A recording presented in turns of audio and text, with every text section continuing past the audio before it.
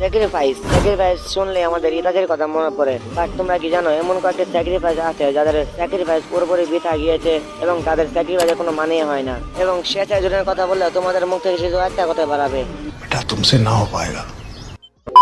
তো প্রথমে আমরা কথা বলবো দেদারা স্যাক্রিফাইস নিয়ে। যখন দেদারা ভার্সেস সাসকে হয়েছিল তখন দেদারা সাসকের সাথে পারছিল না। দেদারা তার আলটিমেট অ্যাটাকের কথা ভাবে এবং সেই অ্যাটাকে সে নিজেও মারা যাবে এবং সাসকেও নিয়ে মরবে, এটা ভেবে সে নিজেকে স্যাক্রিফাইস করে দেয় এবং সে খুব বড় একটি অ্যাটাক করে এবং সে অ্যাটাকে পুরো জঙ্গল ধ্বংস হয়ে যায়। বাট সাসকে সেখান থেকে পালিয়ে গিয়েছিল, কিন্তু কাবুটো যখন আকাশচুকি মেম্বারদের আবারও রিভাইভ করে তখন দেদারার সাথে সাসকে দেখা হয়েছিল।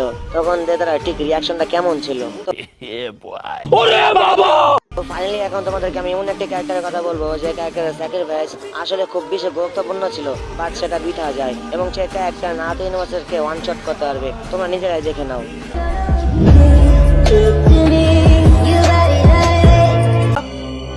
ये क्या बक रहे हो मादरचोद?